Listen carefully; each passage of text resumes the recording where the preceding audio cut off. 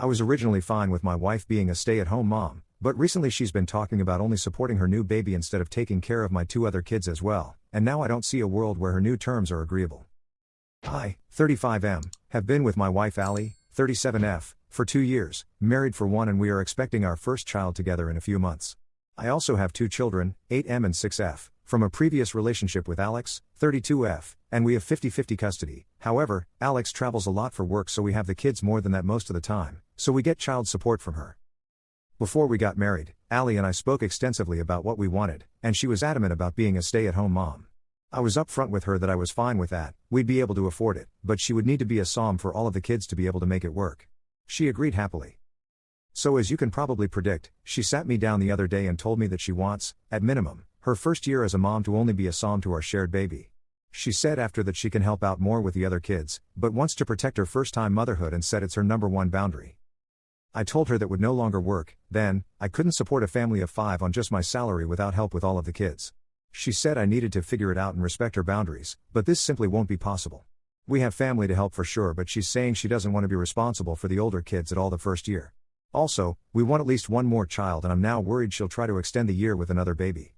She's incredibly hurt and angry, but I don't think it would even be possible to respect her boundaries. So would I be the jerk for reneging on my promise to let her be a stay-at-home mom? Quick edit, my ex-wife will be keeping the kids for 2 weeks after birth and has been able to be assured she wouldn't travel for that first month if emergencies come up. I am also paying the person I currently am who picks up, watches, drops off etc. the kids before and after school an additional 4 weeks after Alex already has them for 6 full weeks off from any older kid duties for Allie. Commenter 1. NTA. Aren't the older 2 in school? So realistically she would have the entire school day just her and the baby. She's being ridiculous. She can either enjoy several hours each day alone with her kid, and parent her stepchildren after school as agreed, or she can put her baby in daycare and miss out on all those hours while she gets a job.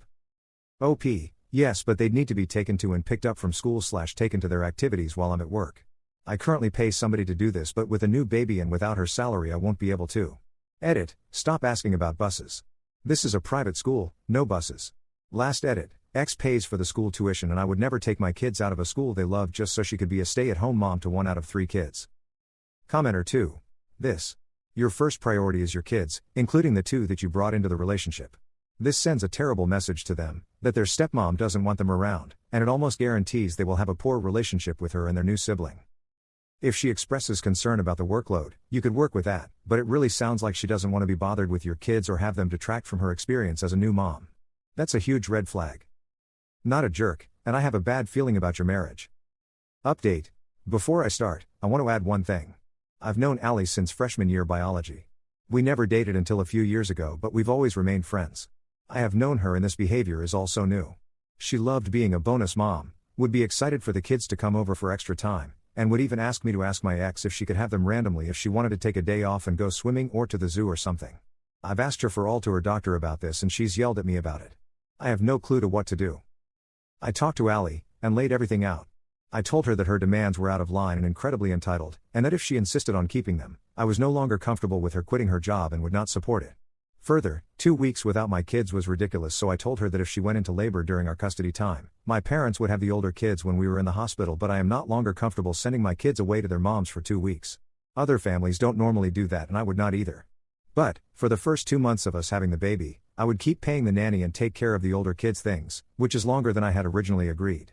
Honestly, it was also more than she'd even originally agreed to, so I thought it was a fair compromise. She lost her mind and flipped out at me, told me that I wasn't respecting her first-time motherhood, WTF, and that she shouldn't have to care for kids I didn't give birth to for the first year of her baby's life. I was honestly over it at this point and done arguing. I told her she needed to check herself and that none of this was new or a surprise. If she didn't want to do it, she shouldn't have agreed to it, and her being a stay-at-home mom was off the table. To be clear, I know I could make it work with just my salary. But it would mean taking the funds I would allocate towards her fun money for things like shoeing, self-care etc., and I'm not comfortable telling an adult dependent on me financially that she couldn't have a choice for fun money. I showed her the budget, which backfired because she said that I didn't need to defund her fun money and gave me a few solutions, which were: take the older kids out of private school and ask my ex to give us that money and child support instead. Stop putting money into my older kids' college fund. Selling my boat. Those were her solutions. None of which have her sacrificing anything, only me and or my kids, and the first one was so unreasonable I could only imagine how that conversation with my ex would go. She'd laugh me out of the country lol. I told Allie all of that was unreasonable and a non-starter, and honestly just made me see where her priorities are. So yeah, I told her that if she couldn't agree to common sense compromises, I could no longer trust her to be a SAHM to our older kids, that there was zero daylight in how much I cared about my older kids versus our shared baby and had to protect them both equally. The fact that she thought it was reasonable to stop saving for my older kids' college while still giving her money for Botox and highlights showed me where her priorities would lie if she no longer brought an income. I said I was no longer comfortable with her quitting her job, and that since my work has, not free but heavily reduced, daycare on site, that would be the best option for our family after her FMLA leave. She doesn't get paid maternity leave, just unpaid up to 3 months, which will be fine. She's devastated and being cold towards me, but surprisingly not my kids, which is good.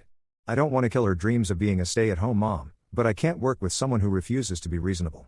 We discussed it with our therapist last week, who wasn't exactly on my side obviously but was trying to point out the unfairness, and she just keeps saying she needs me to prioritize her needs and boundaries.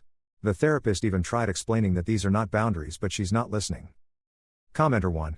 Please go see a lawyer and figure out how to protect you, and maybe making other college funds into a trust so can't be touched etc. She is going to stay home with the baby no matter what and will start rejecting your bio kids when she doesn't get her way. OP, my kids' college and savings are in trusts, we had a prenuptial agreement as well so I'm not too worried about. Commenter 2. I'd divorce her before she can reasonably argue in court that you have to pay inflated child support and alimony.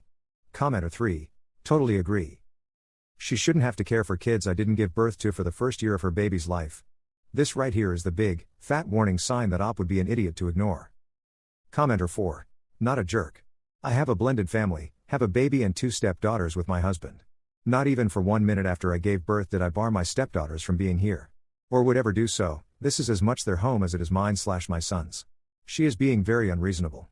You are offering viable common sense solutions, and honestly being very generous with fun money. I've never been a stay-at-home mom, but I would be gracious. I hope for your sake this is just hormones. But I'm also pregnant and know when my hormones are getting the best of me.